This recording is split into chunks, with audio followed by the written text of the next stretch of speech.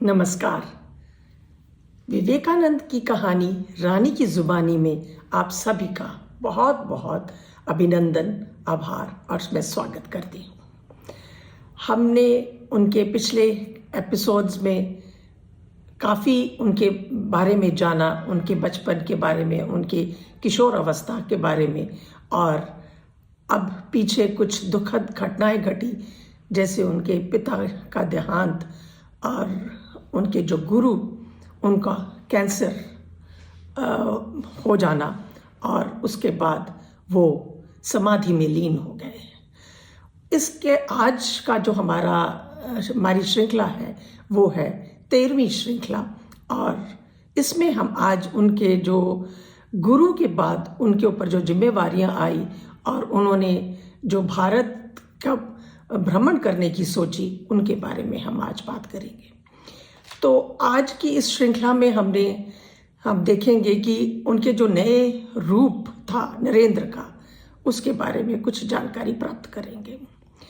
परमहंस जी की समाधि के बाद, महासमाधि के पश्चात, नरेंद्र पर बहुत बड़ा दायित्व आ गया, क्योंकि उन्हें मठ भी संभालना था और अपने परिवार को भी संभालना था, और दोनों की जिम्मेवारियां उनको पूर्ण करना उनके एक अपने ही लिए बहुत ज़रूरी बन गया हुआ था।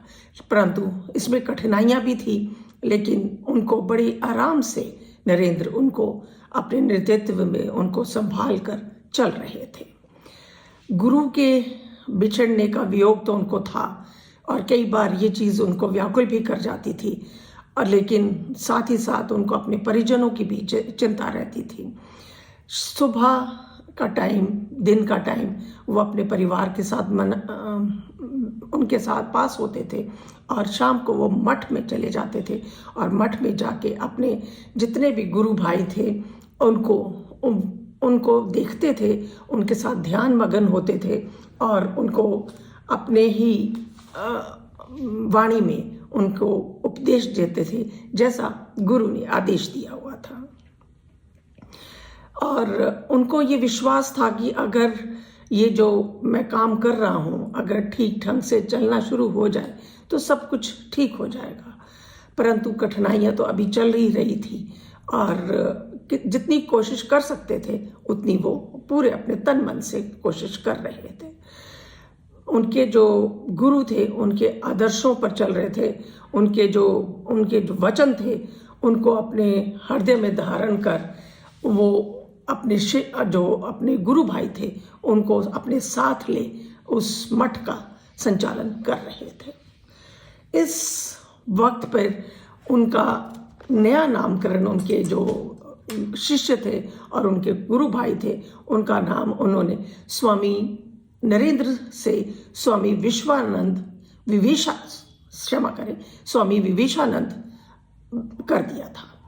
और जो उनके अन्य शिष्य थे उन्होंने भी अपने नए नाम ग्रहण कर लिए थे, और इस तरह से वो अपने जो साथी थे उनका मार्गदर्शन करते हुए मठ का कार्य पूर्ण कर रहे थे।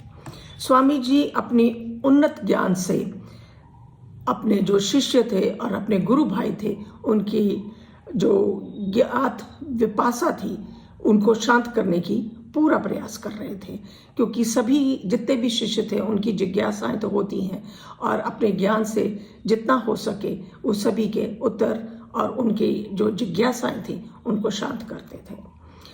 और गीता उपनिषद जो इनके श्लोक थे वो बहुत गूढ़ थे, जिनको वो सरल भाषा में अपने शिष्यों को, अपने गुरु भाइयों को उनको सरल भाषा में उनके समक्ष रखते और उन्हें समझाते थे।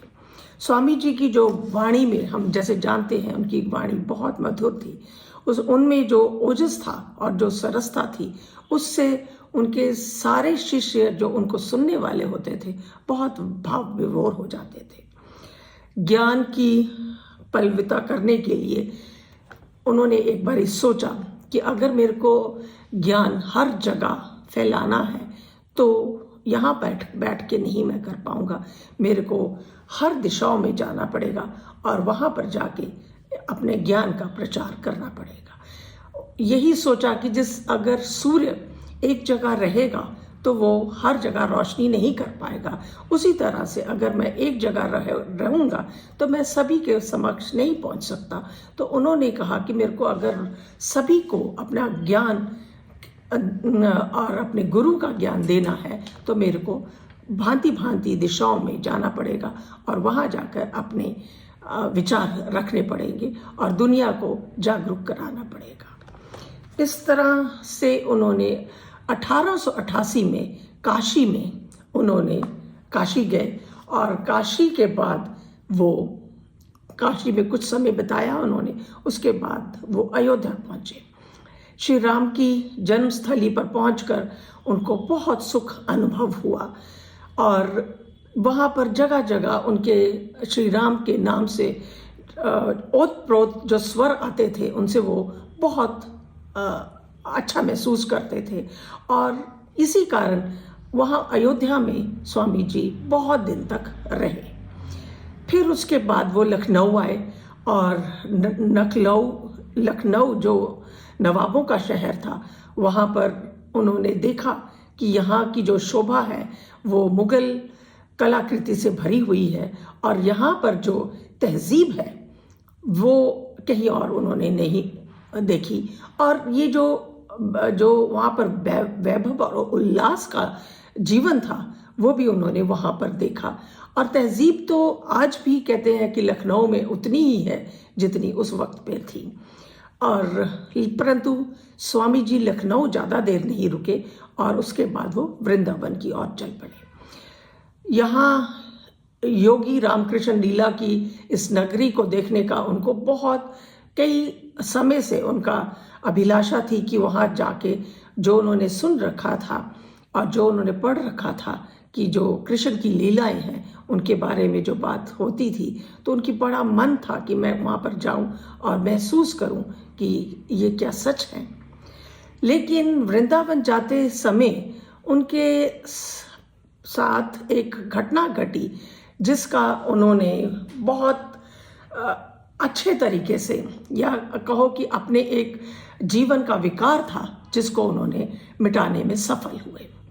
जैसे ही वो जा रहे थे रास्ते में उन्हें एक सज्जन दिखाई दिए और उन्होंने देखा कि वो इंसान बैठ के चिलम पी रहा है। तो स्वामी जी कभी कभी तंबाकू पी लेते थे और उनको ये, जब उन्होंने वो चिलम देखी तो उनकी इच्छा हुई कि मैं भी ये कुछ दो कश मैं भी ले लेता हूँ। तो वो उस आदमी के पास पहुँचे और उन्होंने कहा कि लाओ भाई, दो कश हमें भी दो। तो उस इंसान ने, उस सज्जन ने स्वामी जी की तरफ देखा और उनके जो मुख से जो तेज, हमेशा ही तेज दिखता था उनके वो मुखमंडल से, तो उन्होंने कहा कि आप देखने में उच्च जाति के कुलीन घर के लगते हो, मैं भंगी हूँ और मैं आपको अपनी चिलम नहीं दे सकता। तो स्वामी जी कुछ बोले नहीं, बोले ठीक है करके आगे चल पड़े। जैसे ही वो 10 कदम आगे चले तो उनके जो मस्तिष्क में एक बहुत बड़ा प्रश्न उठा कि तू कैसा सन्यासी है, तेरे अंदर अभी भी कुलीन, अभी भी अपनी जाति का, अपने धन का अभिमान है, तू जो उसको छोड़ के आ गया। तो उन्होंने कहा, अपने मस्तिष्क में सोचा कि ये जो मैंने क्या किया कि मेरे मन का जो ये मैंने तो अपने अभिमान सारे छोड़ दिए थे, क्योंकि जिस वक्त पे गुरु ने उनको दीक्षा दी थी उस वक्त पे ये सारी चीज़ें उन्होंने त्याग दी थी कि मेरे अंदर अभिमान किसी चीज़ का भी नहीं है, और धन का और जाति का, एक उच्च वर्ग के परिवार का होने का अभी भी अभिमान बाकी बचा है मेरे अंदर। ये सोचकर उन्होंने वापस चले गए और उस आदमी के पास बैठकर उन्होंने बड़े आराम से उसकी चिलम पी और फिर अपने आप का जो उनका जो अंदर एक जाति और एक कुलीन परिवार का जो अभिमान था कि हाँ मैं एक उच्च परिवार का हूँ, वो उसको दमन किया।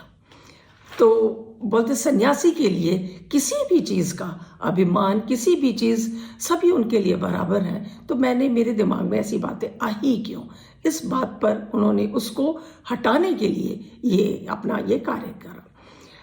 तो उसके बाद वो अपने ब्रजभूमि धीरे पहुँचे और उन्होंने कृष्ण लीलाओं की ये नगरी उनको बहुत अच्छी लगी और कई जगह पर भजन कीर्तन देखकर वो काफ़ी समय तक वहाँ पर रहे।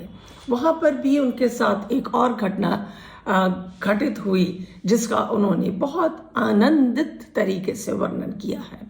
वो राधा कुंड में जब स्नान करने के लिए गए तो अपना कोपिन उतार कर उन्होंने एक तरफ रखा और उसके बाद वो कुंड में चले गए और स्नान किया। जैसे ही कुंड से बाहर आने की सोच रहे थे तो देखा वहाँ पर उनका कोपिन नहीं था। एक बंदर उनका कोपिन लेकर, उनके वस्त्र लेकर एक पेड़ पर बैठा था। उन्होंने बंदर को इशारा किया, बंदर को प्रार्थना की कि मेरा कोपिन वापस कर दो, लेकिन बंदर एक पेड़ से दूसरे पेड़ और उसके बाद गायब हो गया। अब स्वामी जी सोच रहे थे कि मैं ऐसे कैसे बाहर निकल पाऊं, लेकिन उन्होंने इधर उधर देखा, कोई नहीं था। तो वो क्योंकि बाहर आना तो जरूरी था, कि किसी तरह से कुछ तो करना पड़ेगा। तो जैसे ही वो बाहर आए तो उनको कुछ स्वर सुनाई दिए। तो वो झटपट एक झाड़ियों की ओट में जाकर छिप गए। तो और उन्होंने देखा कि एक छोटा सा बालक उनकी तरफ दौड़ता चला आ रहा है, जिसके हाथ में एक गेरुआ वस्त्र है और हाथ में एक मटकी है। तो वो बालक बोला, आपने तो मेरे को बहुत दौड़ाया है, मैं कब से आपको ढूंढ रहा हूँ, ये लीजिए अपना वस्त्र और ये मटकी। मेरे को अपनी गाय चराने जाना है, मेरी गाय पता नहीं कहाँ चली गई होंगी। तो स्वामी जी ने झाड़ियों की ओट से उससे वस्त्र लिया और जैसे ही उसको लपेट कर बाहर आने को हुए तो देखा वो बालक था ही नहीं। और उन्होंने बहुत इधर उधर देखा, ढूंढा उसको कि शायद बालक इधर उधर हो, पर लेकिन उनको कहीं नहीं दिखा। और वो उन्होंने जब मटकी खोल के देखी तो उसके अंदर माखन था और वो माखन देख के वो इतने भाव विभोर हो गए कि उनकी आंखों से अश्रु छलक गए और बोले, हे कृष्ण, तेरी लीलाएं बड़ी अद्भुत है। और उसके बाद उन्होंने बड़े आराम से बैठ के वो माखन का मज़ा लिया। फिर जाके वहाँ पर जहाँ पर उन्होंने अपने राधा कुंड में गए थे वहाँ पर पहुँचे तो देखा उनका कोपिन भी वहाँ पर पड़ा था। तो इस तरह की उन्होंने लिखा है कि मैं इस तरह की छोटी छोटी घटनाएं मेरे साथ हुई और मेरे को लगा कि जैसे मैंने कृष्ण के दर्शन कर लिए हों। तो कितना सुंदर अनुभव और कितना प्यारा ये एहसास उनको हुआ होगा। बहुत दिन तक वो वृंदावन में रहे। फिर उसके बाद मथुरा, गोवर्धन आदि तीर्थ स्थानों से होते हुए स्वामी जी जब लौट रहे थे तो उनको बहुत अधिक थकान महसूस हुई। तो वो एक वृक्ष के नीचे बैठ गए। तो कब आंख लग गई पता ही नहीं चला और जैसे ही उनकी आंख खुली तो देखा कि सूर्य उदय होने वाला था। कितनी देर सोए पता ही नहीं चला उनको। और उठ के उन्होंने सोचा कि अब मैं अपनी यात्रा आगे की शुरू करता हूँ। तो तभी एक सज्जन पुरुष वहाँ पर पहुँचे और उन्होंने पूछा कि स्वामी जी, आप बहुत थके हुए लग रहे हैं और आप कोई लंबी यात्रा करके आए हैं। तो उन्होंने, स्वामी जी ने उस सज्जन पुरुष को देखा और कपड़ों से और लग रहा था कि वो कुछ अच्छे घर का है और कोई अधिकारी पद पर है वो। तो उन्होंने कहा कि हाँ, मैं कुछ देर के लिए यहाँ विश्राम करने रुक गया था और अब मैं अपनी यात्रा आगे के लिए प्रस्थान करना चाहता हूँ। तो उन्होंने कहा कि अगर आपको अच्छा लगे तो आप मेरे घर चलिए और घर चलिए और उसके बाद मेरा आतिथ्य स्वीकार कीजिए। तो इसके बारे में स्वामी जी ने उनका आतिथ्य स्वीकार किया या नहीं किया, उसके बारे में हम अपनी अगली श्रृंखला में इसके बारे में चर्चा करेंगे। और आज के जो स्वामी जी के विचार हैं मैं वो आप लोगों के समक्ष रख रही हूँ। इस श्रृंखला में मैंने जब इनको पढ़ा तो मेरे को बहुत आनंद आया कि जो स्वामी जी के साथ वो छोटी छोटी घटनाएं घटी और कितना उनको आनंद महसूस किया, और उनके व्यक्तित्व के बारे में हमको बहुत ज्ञान मिलता है और पता चलता है कि सन्यासी और वो भी स्वामी विवेकानंद जैसा कैसे हो सकता है। कितना सुंदर क्षमा करें। आज के जो विचार हैं स्वामी जी के वो मैं आपके समक्ष रखती हूँ। जीवन में ज़्यादा रिश्ते होना ज़रूरी नहीं, जीवन में ज़्यादा रिश्ते होना ज़रूरी नहीं, मगर रिश्तों में जीवन होना बहुत ज़रूरी है। क्योंकि इकट्ठे तो आप बहुत से रिश्ते कर लो, लेकिन अगर उन रिश्तों में प्यार, उन रिश्तों में कोई एहसास ही ना हो तो उनका क्या फ़ायदा। तो जीवन होना, उन रिश्तों में जीवन होना बहुत ज़रूरी है। जैसे बुरे विचार और बुरे कार्य तुम्हें पतन की ओर ले जाते हैं, इसी तरह अच्छे कर्म, अच्छे विचार लाखों देवदूतों की तरह अंतकाल तक तुम्हारी रक्षा करते हैं। हमारे व्यक्तित्व की उत्पत्ति हमारे विचारों में है। हमारे व्यक्तित्व की उत्पत्ति हमारे विचारों में है। शब्द गौण हो, विचार मुख्य हो तो उनका असर दूर तक होता है। अगर आप अच्छे शब्द इस्तेमाल करो, आपके विचार अच्छे हों तो उसका असर दूसरों पर बहुत जल्द पड़ता है। लोग आपको सुनना पसंद करेंगे। जैसे झूठ बोलना आसान होता है पर बाद में परेशानी देता है, परंतु सच कठिन जरूर है पर बाद में सिर्फ आराम देता है। जल्द ही गुस्सा आपको जल्द ही मूर्ख साबित कर देता है। तभी तो कहते हैं कि अपने गुस्से को जितना आप अपने काबू में रख सको, कंट्रोल कर सको, उतना ही बेहतर होता है। आज के लिए इतना ही। मिलते हैं अगली श्रृंखला में। तब तक आप सभी का बहुत बहुत आभार, अभिनंदन और धन्यवाद।